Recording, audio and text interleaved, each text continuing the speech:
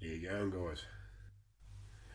Um, just sort of do a quick wee video just to show that I've finished these pieces now. I've put seam sealer and everything all around them, and I've given them a coat of texture underspray. Um, Undercoat. Spray undercoat. Sorry, I'm a bit crook at the moment, but I've just managed to get these sort of done over the last couple of week or so. It's all got an extra skin in it now, so it's all like it's actually triple layer. And here, just to give that extra strength, and I've run it back down into the original chassis rail, just where it's sort of joint there. I wanted to put an extra piece over top of it just to make it a bit stronger. And again, I've put the texture coating in there as well. What else have we done? So I've done the same on the other side, obviously. I'm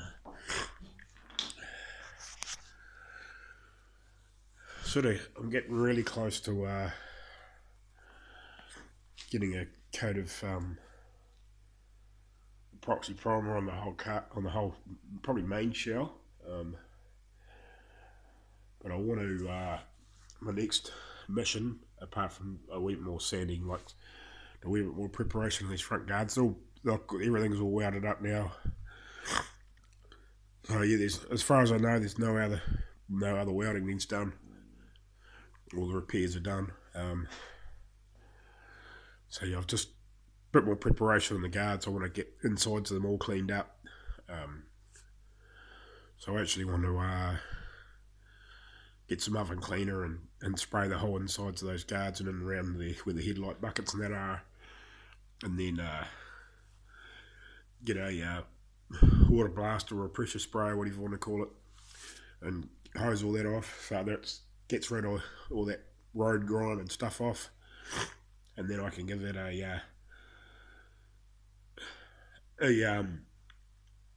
probably a coat of that spray on rust kill for a start off, or you give it even a wire brush up, just make sure there's no scale in there, and then yeah, probably coat the whole thing in on the inside where it's needed mainly probably, but yeah, with rust kill, and then I'll do the same. I'll probably put a coat of each primer or something in there, yeah, or the epoxy primer, and then I'll underseal it all with that same product, and I'll give it two or three good real coats so it's really nicely protected in there.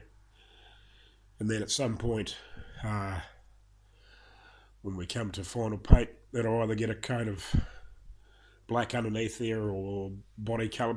It's probably end up being black underneath all the guards, because the paints that I want to put on it is quite expensive in the 2-pack, because there's 3 pearls in it. I might actually post I've got a little picture of the car that came off. The picture doesn't really do the colour any justice. From what I know, what it looks like like in different lights and sunlight and stuff. Like I try to take a good picture of it. The camera won't bring it up, if you know what I mean, without the right lights. But yeah, it's got 2 powder pearls and a liquid pearl in it, and it's sort of what do I say? It's sort of a tealy greeny blue sort of colour, and it shifts between the green and the blue very subtly. Um, I don't know, but it's on a Holden HSV here. It was like a 4-door sedan. Now the HSV is like the special edition sort of cars. It's sort of a bit like your GT350 Mustangs and that sort of thing. It's not the standard road version. It's a real high spec one with huge horsepower and all that sort of stuff. Now I know that they did release a very similar version of the same car. Not sure about the paint though. In the States, I've seen a couple of small short videos on some of them over there, and I think they're I think they Chev SS or something like that.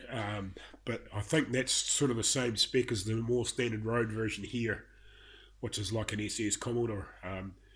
Yeah, but they make an HSV they call Club Sport, which is still the Commodore, but it's built by in the factory and then it's all upgraded after that again.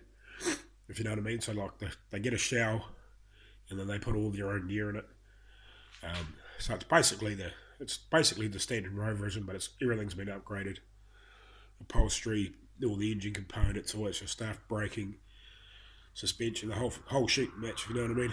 So it's a colour off one of those cars off about, I think it's 2013 or 2014 model, and it looks really sharp.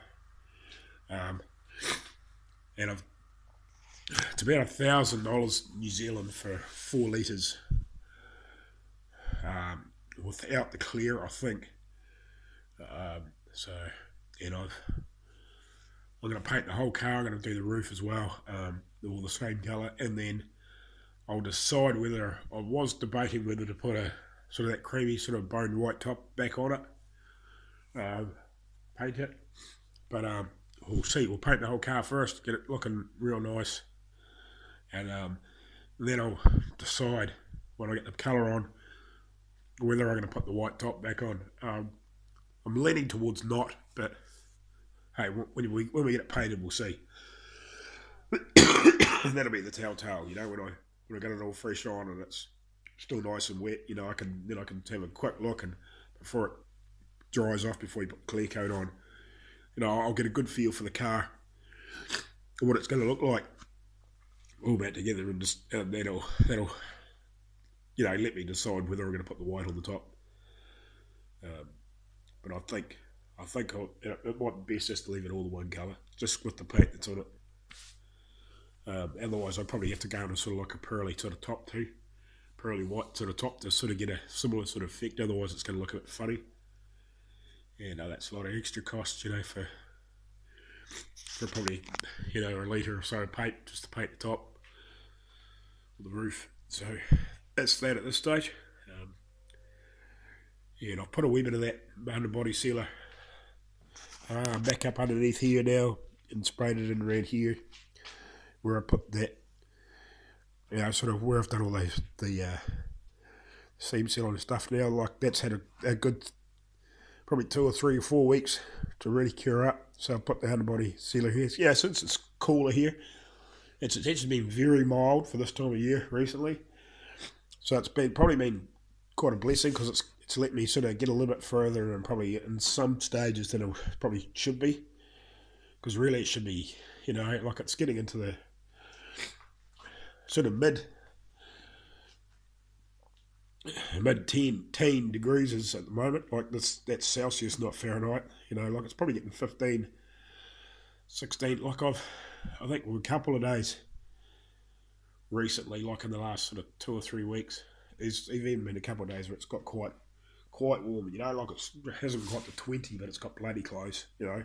You sort of think, geez, man, was it actually still the, you know, late winter?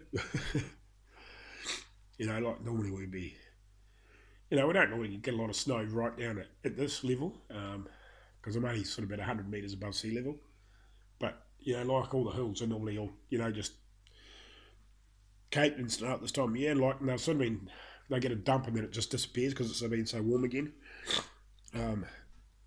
It's real strange. Like the grass is growing really quite quickly for this time of year.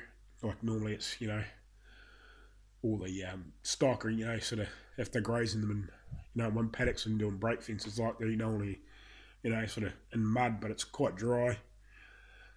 So yeah, like it's been really mild, especially at the moment anyway. So it's been quite good.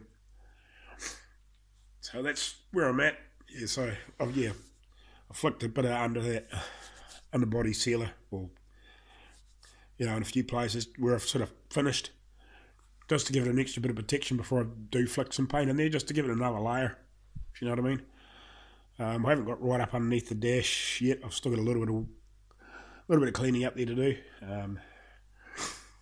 But yeah, I'll probably possibly once I get this sort of more cleaned up and I'm sort of get right into the paint stage. I'll actually probably I might paint the firewall, probably 2 or 3 coats with that body sealer too, just to maybe help a little bit of road noise. I'd like to put like Dynamat or something in here, but oh geez, it's like so expensive in New Zealand, or but I'll figure something out because I don't want to just have the direct carpet on the steel because it is going to be noisy. Like, yeah, I do want to hear the engine and lots of stuff, but I like to be able to have crews with their windows up and not not be too uncomfortable, like just for general noise and road noise. I don't want to be able to talk to people, cruising along with a few of us in it, going on a trip somewhere, because there's quite a few car shows around New Zealand. Like, we've got a really good car culture over here. Heavily into, like all the American and the Australian sort of muscle cars, I suppose. And, there's a lot of English stuff here too. So, it's a really vast culture here. Like, we've got a really good spread of everything from around the world. Including all the new stuff, which, I'm not really into. Like, I've got a couple, modern cars, one for getting to work and one for the missus to get around in, but if I had the money, I wouldn't be in them. I'd be in things like this, But I don't have the finances to do that. They're a damn sight cheaper to run. And, I try to stick to the slightly older stuff because it's a bit easier for me to fix. I don't have to spend bucket loads of money, paying somebody with all the computers and stuff to fix. But I try to keep it reasonably modern if I can. One day if I, get some decent money, like, I'll try and get a couple more older vehicles and throw some fuel injection or something on them. One of those fuel injected carburetors, or like the Fast EFI, or one of the Holly ones, or just something like that to get a bit more fuel mileage. That's possibly where I'll hit eventually. Especially when I get it up and running and all that sort of thing. If I can save a few dollars there, and spend $2 or $3 grand and get one of those kits. And, that'll make it a real good cruiser, and probably get some pretty decent mileage out of them. Like, it's surprising what I've seen, in videos, guys go from, like 6 or 7 miles to the gallon, like on big blocks, or even less to, 17, 18, and on some of the smaller cars, they're getting right up into the mid-20s, for miles per gallon. Like, that's really good, like, for this sort of stuff. Okay, this is not going to be a heavier car. Like, it's about 14, or it's probably a sneak under 1,400 kilos with the V8 in it and the trans, fully set back up. So yeah, like, they're not heavy. I think that's, I'd have to work it out, but it's around 3,000 pounds, I think. What is it? I think it's about 2.2 pounds per kilo. So yeah, like, it's probably sneaking in there. It's probably just under 3,000 pounds. So it's a pretty light car for what it is. Like, it hasn't got all the heavy electronics and the wiring loom. Like, that's the wiring loom there. Apart from 3 or 4, I was probably about 5, 6, maybe 8, 7 or 8 wires going to the back. One for the fuel centre unit and blinkers and taillights, and one for the number plate light. I think that's about it. Like, that's all there is. There'll be a couple of extras in there for an electric fuel pump and bits and pieces, and all those sorts of things. But geez, like, it's probably 10 kilos of wiring, whereas a modern car's probably got, I don't know, probably 100 kilos plus, or more. And you get into some of them, man, there's just fucking wires everywhere in the things, and you've got to pick a wiring loom up, like, out of especially, like, even like a car in the mid-90s, like, there's a lot of wiring in them. And I'd hate to see what's in them now. So, yeah, right, I'm waffling now.